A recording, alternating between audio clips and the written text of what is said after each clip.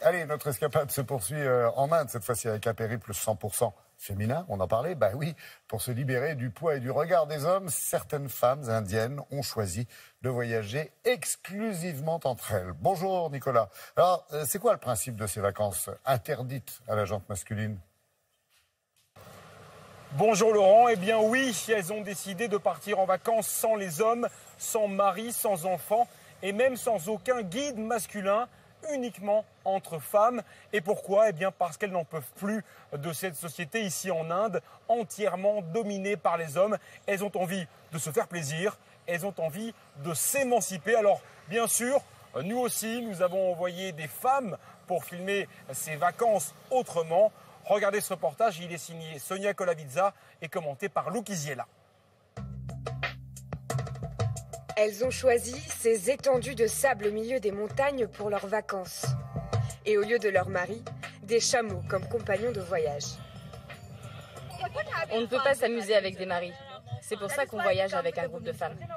On se sent libéré et on peut faire ce qu'on veut. Oh mon Dieu! Vous avez vu? Il a réagi, il est d'accord.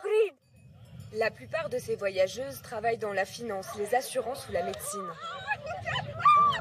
À des centaines de kilomètres de chez elles, elles découvrent un autre mode de vie. Celui des Ladakis, les habitants des montagnes. C'est Julie! Julie!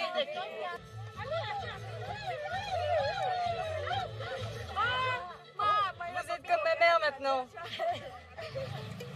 Certaines sont venues sans connaître personne, d'autres avec une amie ou une sœur. 10 jours d'évasion dans un pays où il est encore mal vu qu'une femme voyage sans accompagnateur masculin. Leur seul guide ici, c'est Tanya Gupta. Non ? Bon, la majorité dit non. De nos jours, les femmes sont plus indépendantes, plus fortes qu'avant. Elles sont prêtes à explorer le monde. Alors, on les aide juste un petit peu à faire ce qu'elles veulent, où elles veulent. À la tombée de la nuit, c'est le moment qu'elles préfèrent.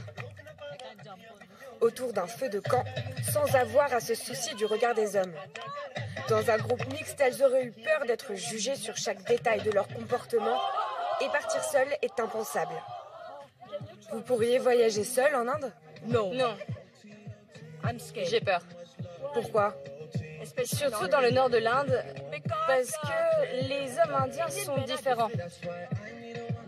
Je ne veux pas être désobligeante, mais ils vous jugent sur ce que vous portez, sur la façon dont vous parlez. Et quand ils voient des femmes qui voyagent seules, en particulier des femmes indiennes, ils la considèrent comme méprisable.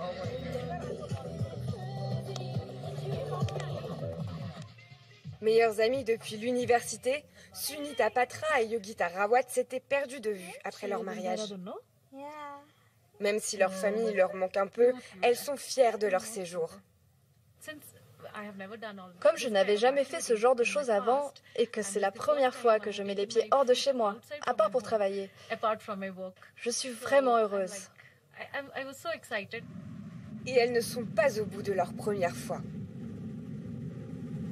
Cette route est la plus haute du monde, perchée à plus de 5000 mètres sur les cimes de l'Himalaya. Yogita n'avait jamais vu la neige. C'est la première fois que j'en vois. C'est génial comme sensation. Ce voyage leur a donné le goût de l'aventure. Les deux amies ont prévu de retenter l'expérience le plus vite possible.